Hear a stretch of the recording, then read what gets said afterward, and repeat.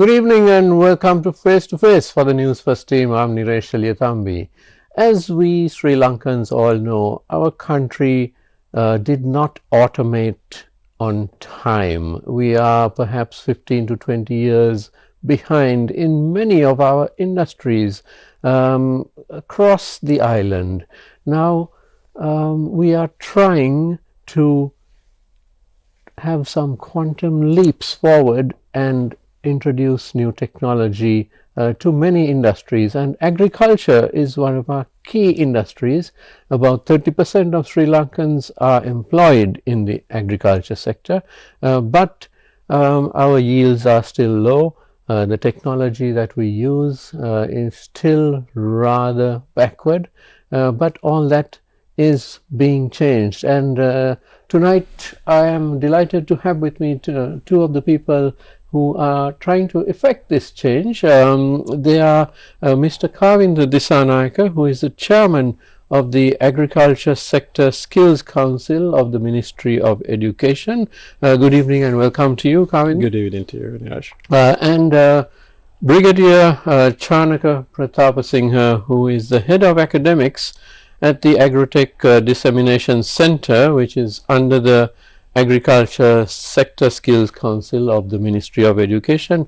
Good evening and welcome to you. Hi, as Niresh. well. Good evening to you.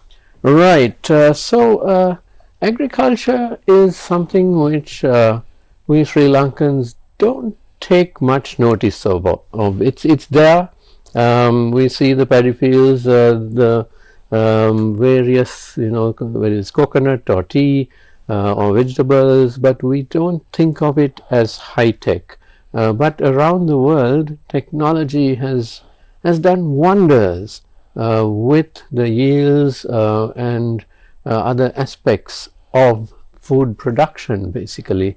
And one of these aspects, one of the many aspects that I'd like you all to address today is the use of drones, in other words, three-dimensional thinking rather than just thinking two-dimensionally. We Sri Lankans are guilty of not thinking three-dimensionally, and we need to change that. Now, Kavinda, could you tell us a little bit about your drone training program, because you have under your council, you are training large numbers of young professionals in agriculture and other sectors on drones and the many uses of them. Yeah, thanks, Dinesh. Before coming to the drones, I will just go through why we start this kind of institute to give these services to the nation. In 2016, at that time, I was the chairman for the National Post Harvest Institute. Then a few conglomerate in Sri Lanka brought drones in 2016. Then they tried to familiarize the services to the farming culture, but they failed actually. They failed. Then I just went through what has happened and also and so on. Then I found out, since our skills are not ready, our labor is not ready to take the challenges of operating the drones. Right. So then when I appointed to this chairmanship, so I thought, it's a good place where I can set it up and create these pilots, drone pilots, or the skillful people, skillful operators to give the services to the nation. So based on that, when I sit with the ministerial officials and the ADB, Asian Development Bank, came to give the funding to set up the operation. So in 2023, we set up the operation. That is how the drone operation started, or the drone institute started. So throughout, I think over 500 students are already done the courses, completed. In meantime, we have created a national competency standard to cater it. Because drone is a civil aviation regulated industry, it is under the aviation industry. So drones are to give that services, you need the MOD approvals, civil aviation approvals, and well as the skill requirement. So Retd Education Commission, which is our immediate superior, so under them we create the national level competency standard to cater this all what do you call pillars, to cover up all the pillars and give a proper training, and the syllabuses are created now, and the agriculture ministry also involved in a way to patch these requirements in the agriculture side, because drone is it's a not only for agriculture, actually it's for, now we are using for a lot of things. You can name it, you can use it likewise, from military grade to the small delivery type, the photos, videography likewise. So a lot of scope is there. And the spectrum is very management much. And so on. Yeah. So the teaching is not only for agriculture. Teaching will be it's a universal teaching, but we give us a little bit more focus onto agriculture, because our main playing area will be agriculture.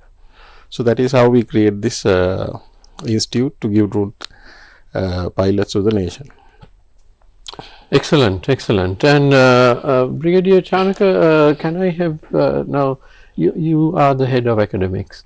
Yeah. How have you structured this program?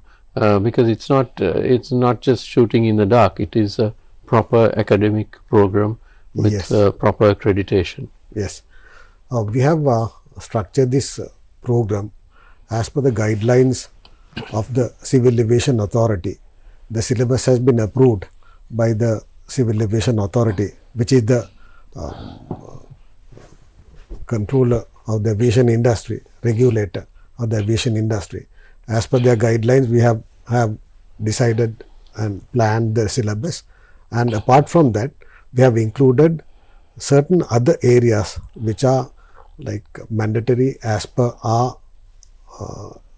council's domain. So agriculture is the main thing, and apart from that, we have not limited it to agriculture, but we are doing all this training as per the requirements of mapping, surveying and mapping, videography, photography, and when it comes to disaster management, we do train them. And like when it is when you speak about the industry, Niresh, like it's not limited to all this. It's so diversified. Like in other countries, the drones are being used for so many things. Like you name it, they use it. Like for firefighting, for uprise building, washing, cleaning, and whatnot. And when it comes to, I have seen certain videos in other countries. They use it for to check the transmission, the power transmissions, and like in some other cases to take the snow away from power lines, power grid. So depending on the requirement, they have like modified the drones as per their requirement. When it comes to military, it's a separate requirement, but when it comes to the other things, it's a separate requirement. So we have structured our course as per the to teach them the basics of drone piloting, to teach them the regulations, to teach them what to do and what not to do, and then to diversify onto their specific areas of interest. Right. So it's a vast area. I mean, basically you can use drones in so many different industries, yes. So many professions. And of course, when it comes to things like disaster management, you can reach areas where, which are cut off, say floods. I mean, right now that's very relevant because we are in the midst of the intermonsoon, which is as usual creating a lot of issues. But when you have drones and they're easy to use, you don't need an airport. You can basically use it from anywhere. Yes, there are drones which are specifically made for purposes like this. Especially DJI have especially we are using DJI brands. I'm not using brands, but since that is the most available brand in Sri Lanka, so they have something called DJI Dock 2, which is autonomous. So once the program is given, it can like you can pack it up in a jeep or something, and it goes and it concludes the mission. So it's very easy, like unlike without, like if it earlier days we used the same thing, but we had to get Air Force or helicopters or whatever. It's risky, costly, and time consuming. But in this case, it's very cheap, easy to operate, and readily available. Those are the plus points I've seen. Right. Kavinda, how widespread is drone use in Sri Lanka right now? Are we still in the infant stages, or is it now accepted? And, are we talking about hundreds of drones already out there in the industries? Yeah, Neeraj, now after we kick off into 2023, I think we have few meet in proper manner.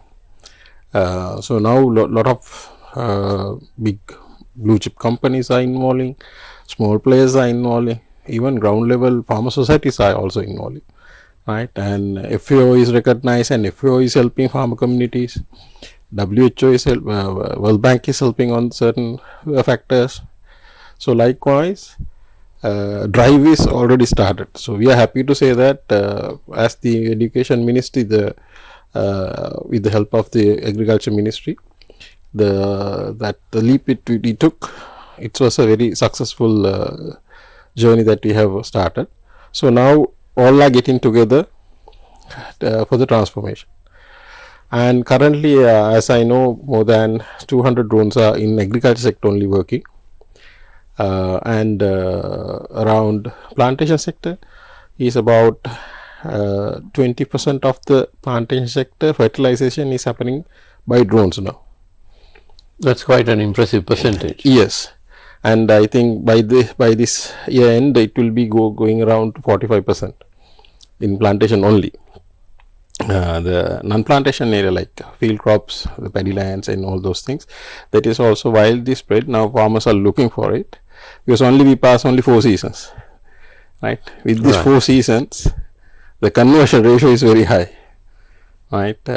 Last season only 13,000 odd farmers are used drones, right? Because if we have drones in the country, the market is there. Because as per my calculation, for the paddy area only you need about 5,000 drones, because it's a seasonal operation. About 5,000. Yes, because when you are we'll say when you are spraying something, we'll say when you are spraying weedicides, for the at a stretch you are everybody spraying. It's not I spray today, you spray tomorrow, not like that. Right. Even paddy sowing also you do at once. So with the drone capacity, there's a day capacity. So with that, number of drones it will play the major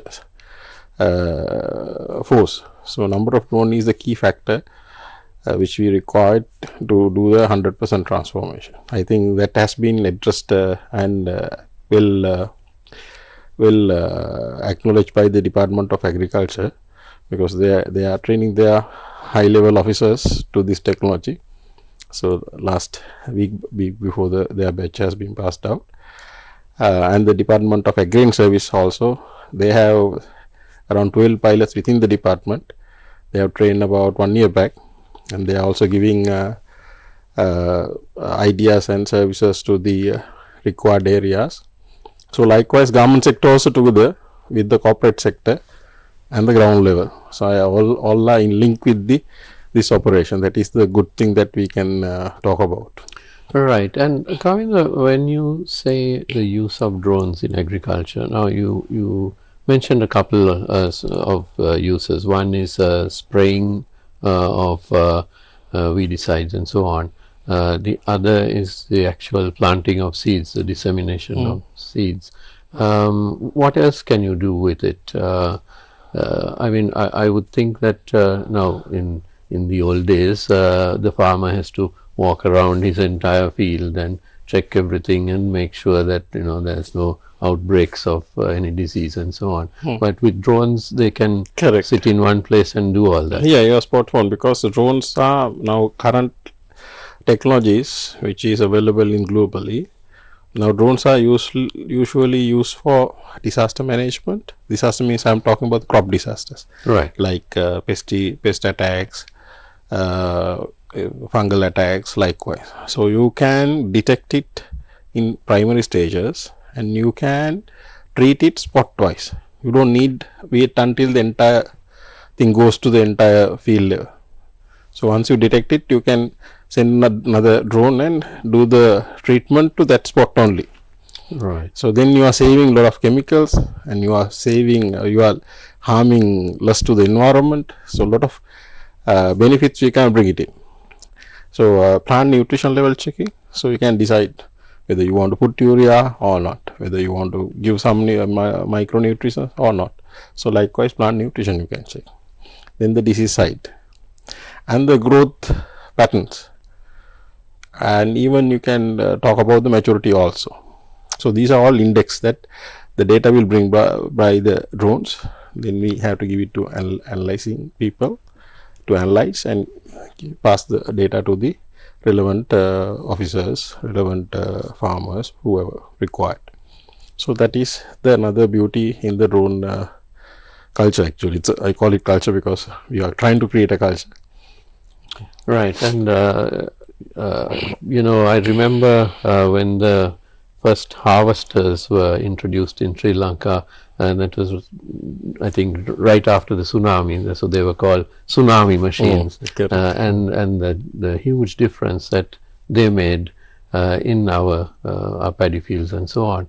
But the use of drones will also be just as revolutionary, won't it?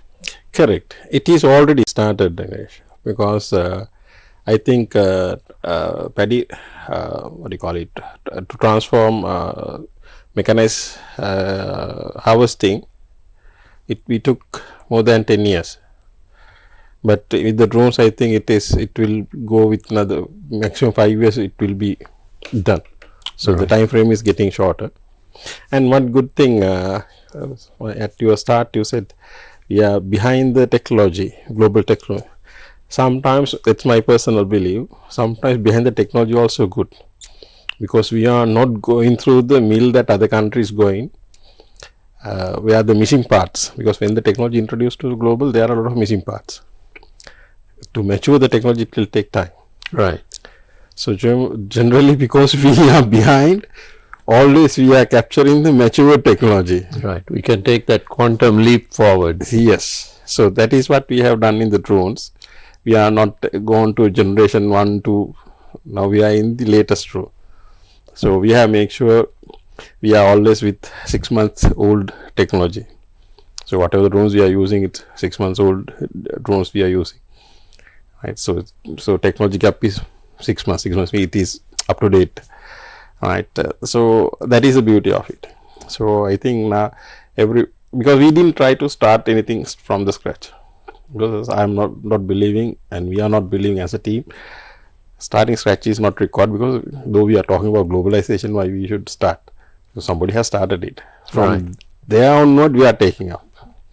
So our challenges are now how we can further R&D and see whatever the possible things that we can do to help to our cultural effects, our way of doing things. Because example, I will tell you, when we are trying to do certain things, plantations, especially the tea, we come across these machines are not made to work with the lot of density or the obstacle densities.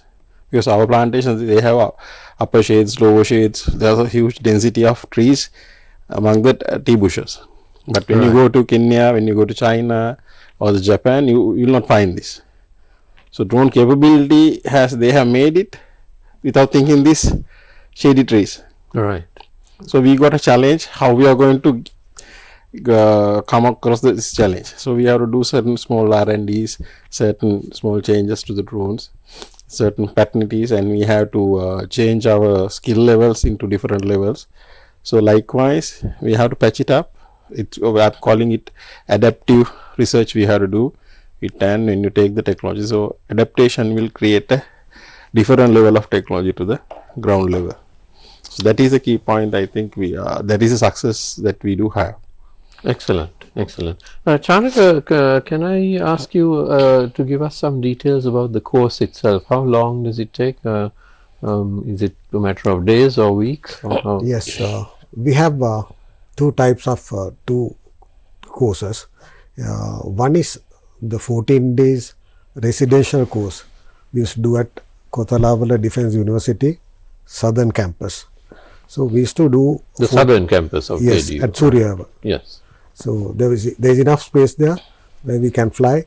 So we used to do 14 days of training, which includes theoretical and practical parts both.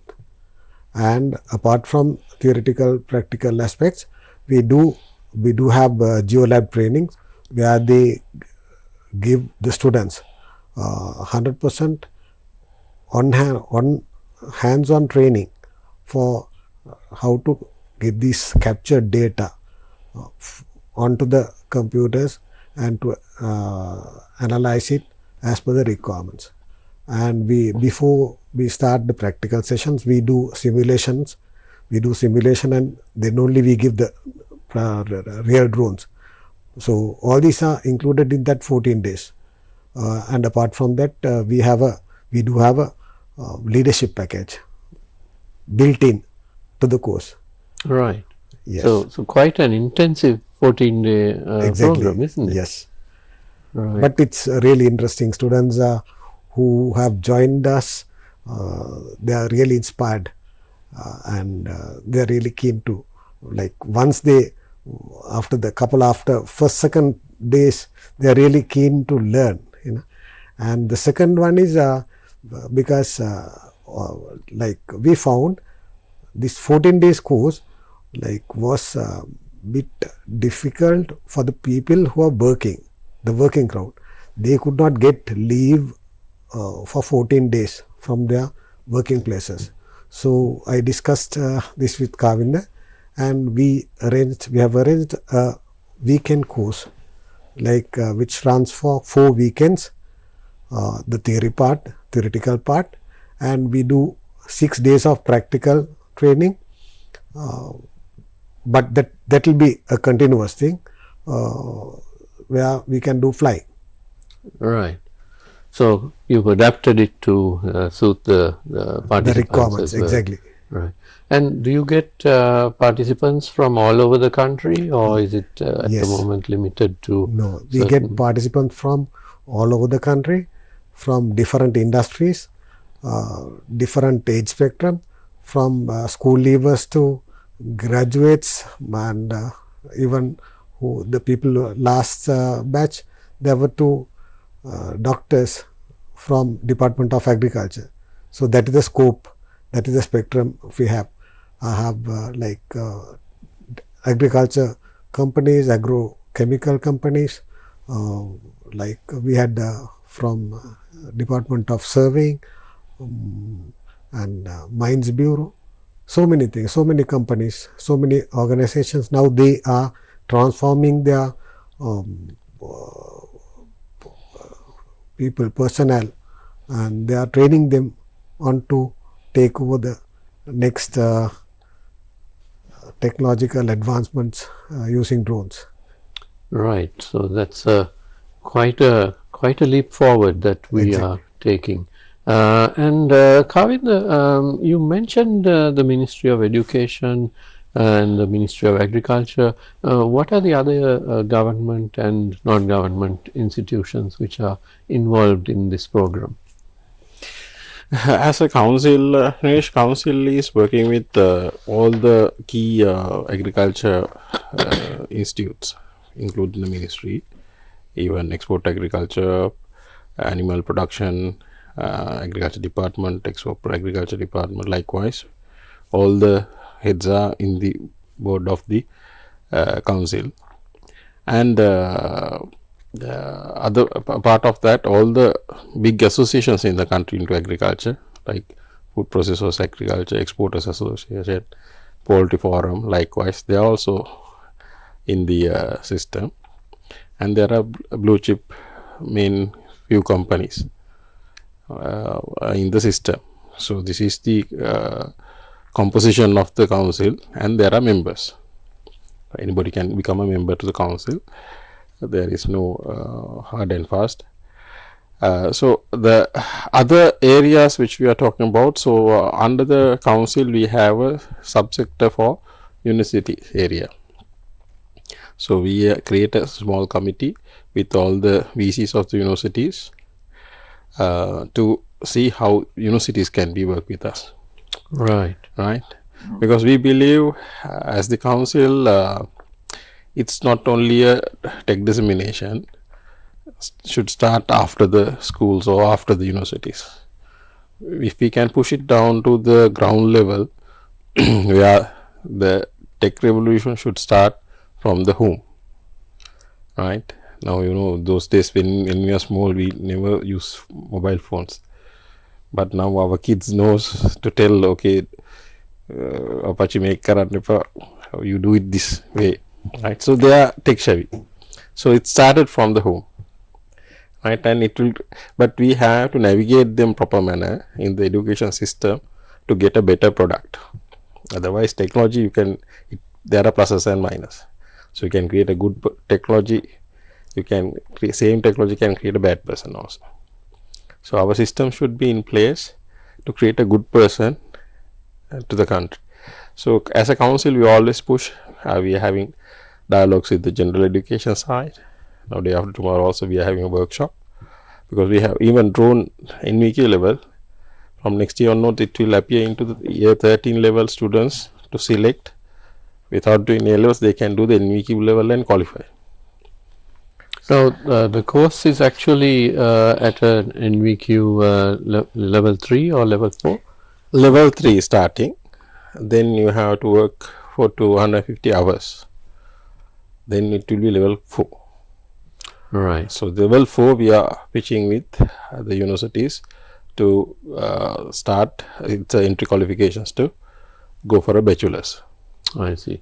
And also you mentioned the Civil Aviation Authority of Sri Lanka, which governs anything that flies basically, and there is a drone operator's license. So is it automatic, or do they have to sit for an exam there? No, once the course content they have completed, we have to qualify them to the exam. It's a written exam and a practical exam. So they have to qualify from both with a 75% mark. Then only they will get the drone pilot license. Right. When they got the license only, we are issuing the NVQ 3 level. Then they can do practical or the OGT, on the job training, for 250 hours. Then they will qualify for NVQ 4 level. And to add that, recently Department of Agriculture also issued a guideline. If somebody is working in the agriculture arena for pesticides spraying, he or she should qualify with NVQ 4 level to give that services to the public. Without that qualification, though you are a pilot, you can't go and do the spraying. Now ROP, Register of Pesticide Act, is changing these days. Act change the reviewing is going on, so Act will change accordingly. So the drone services will be accepted through the Act. Then the NVQ level 4 is a must to work in the agriculture arena. Right. Now, Chanaka, you're a former military man. So security, the national security, of course, is something that you worked on for decades. But there are various types of security, and food security is a very key area where Sri Lanka has been found wanting, and we haven't actually viewed it as in that light, food security. But now that has become a more exact science, and we know that we need our food security strengthened. How do you feel about the introduction of technology? Will it significantly enhance our nation's food security? Yes, Niresh, very much valid question for today's agriculture, because what I have seen is, as you very correctly said, I'm a retired military officer. When you see it from the security perspective, especially talking about food security, yes, like in time to come, what I have seen, what I have assimilated is I think you must be aware, like our population is shrinking for last couple of years. I don't have the statistics right now. I think the statistics are from 2018, which was when COVID started off. Our birth rate has fallen in Sri Lanka by 33%. Yes. So that's quite alarming. What it means is that our population is now reducing, and it has already begun reducing. So, exactly. So in about 10 years' time, we will have a huge labor problem. Exactly. So aging. And the apart from aging that, population. Aging population. So, like, I think that rate is much more than the Japanese. It is one of the fastest in the world, actually. Yeah, that's it. So that's alarming. I think now, if we don't take precautions now itself, we'll be in trouble in time to come, as you very correctly said. And so for that, one alternative is using technology. Using technology in agriculture to improve your productivity. So with drones, with the other technologies, you can improve productivity, you can improve the yield, you can enhance the yield. So many things are possible. And it's not only drones, I agree, it's not only drones. You can introduce technology into agriculture where we haven't done it for a long time. Even though I know, even though how much they are tried to introduce technology into agriculture, our farmers are a bit reluctant to accept it. I think Kavinda would describe it better than me. So like that, this is what I have seen. So like with the council, we are trying to, with the Agrotech Dissemination Center, we are trying to overcome that by stepping onto it, stepping onto the fields. So that's how we have managed to train 12 pilots from Department of Agriculture this last batch. Right. So Kavinda, your thoughts on implementing the change, and system change is something that we Sri Lankans demanded. We wanted our president changed, we did that. We wanted the cabinet changed, we wanted the parliament changed, we want departments like the customs and the police force and all those places have to change their methodologies and automate and so on. But what about us, and in particular people like the farmers? Are they reluctant to change? It's like this, Niresh. Now when you talk about farming community, farmer we have not described as a profession, right? That is why the farmers are pushing their children away from the farming, right? This has started decades back. We were first, I was talking this in 2016, we have to do something, otherwise we will not have enough manpower in the agriculture sector. So we have to give a professional outfit, right? And we have to should ready to accept they are professionals. Right? It's not academia I'm talking about. Right. We as in our country we had a sort of a small thinking issue, thinking okay, if you have a graduate, if you are a graduate, if you are a PhD holder, or if you are a diploma holder, so yes, we are a professional. But you can't say that former Sri Lankan first biggest company CEO he never carried a he's only had O levels, but he's a very much professional in the business. Professionalism is coming throughout the experience, exposures. Likewise, it's not only the paper qualification.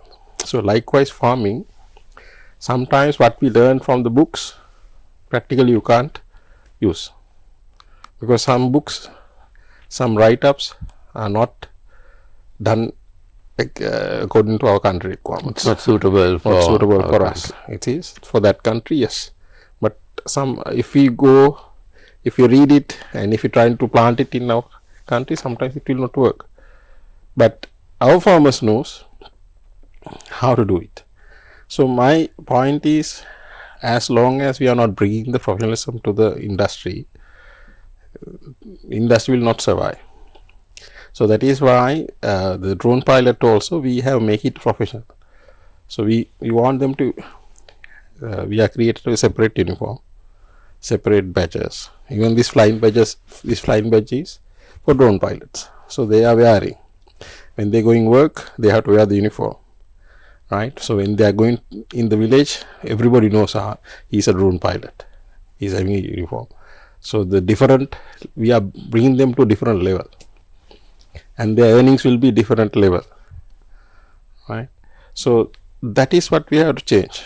So not only technology, with the technology you have to bring that professionalism also, that mindset has to change. Changing.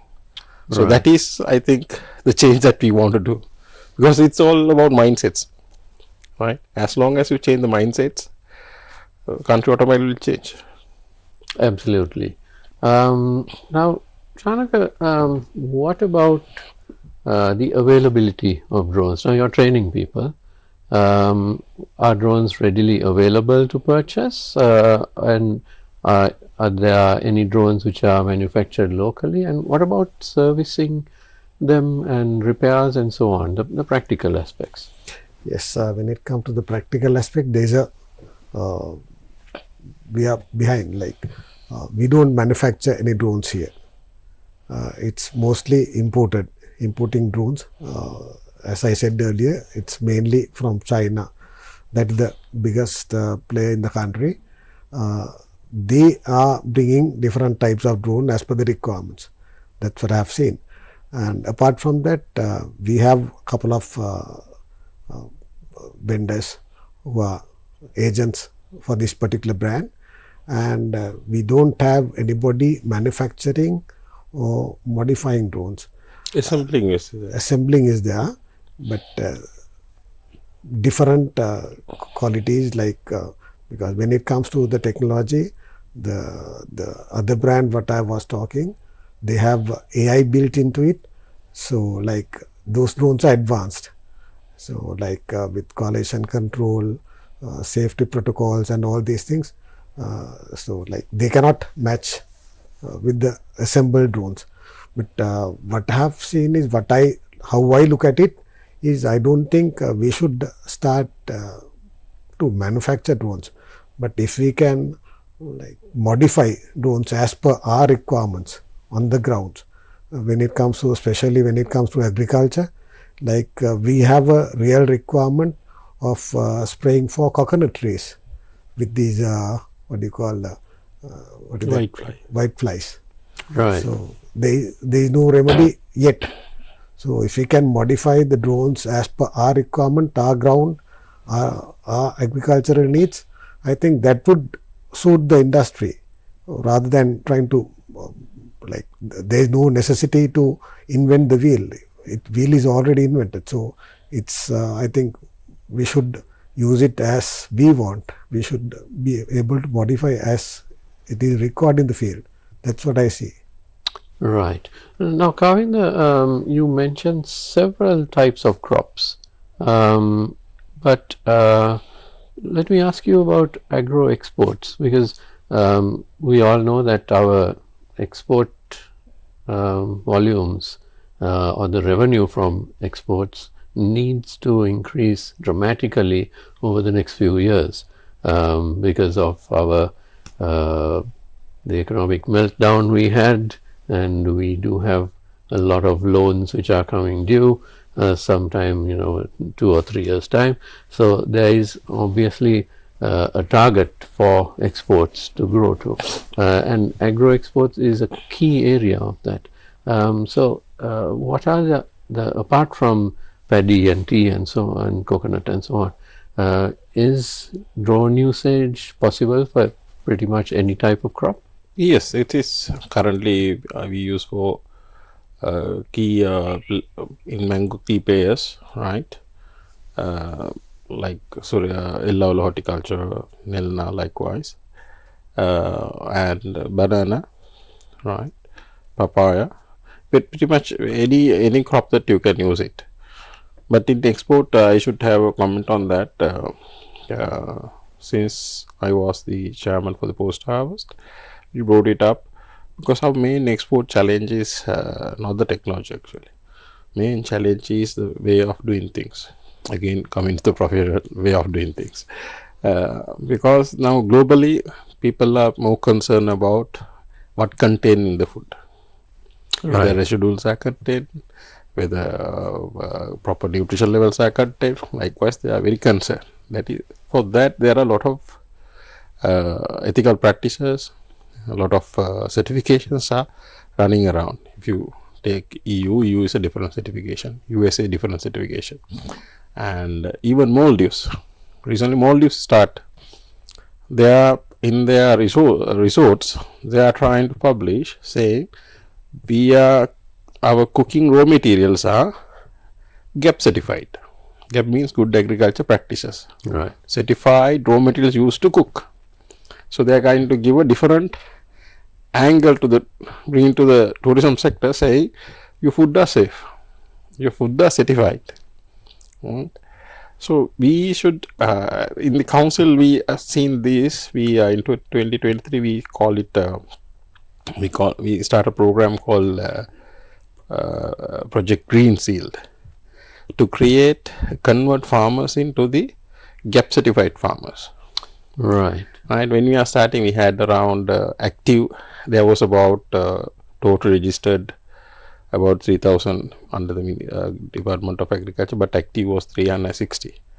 So this we got the funding from again DevPro again Australian funding, which we got the Northern Province. So Northern Province we created 2,000 odd farmers, transformed to the GAP certification. So this certification throughout the country we have to go if we want to cater to the export challenge.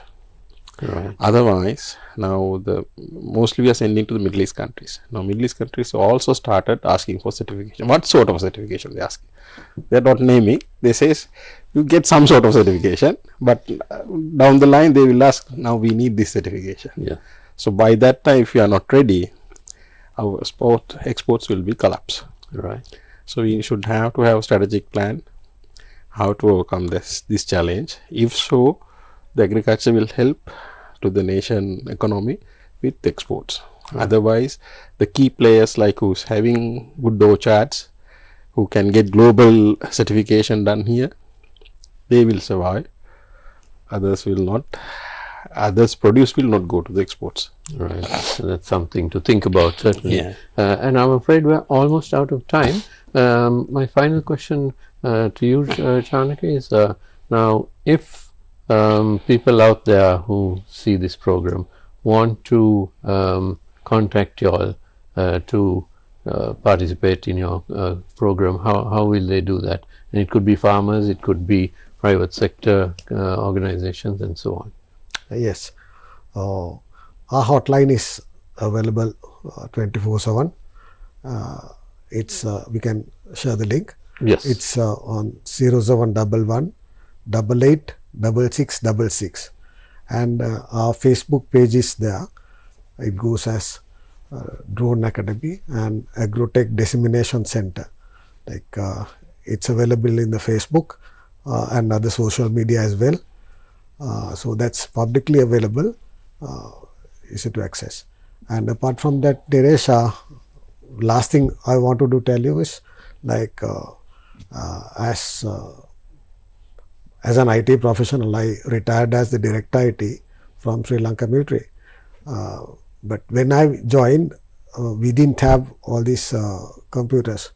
Laptops came very much later than that. So I saw the transformation from huge computer systems onto desktops, onto laptops, and now laptop is being used by each and everybody. Like everybody has to have a laptop. Even the school going kid, the doctor, engineer, archi, whatever.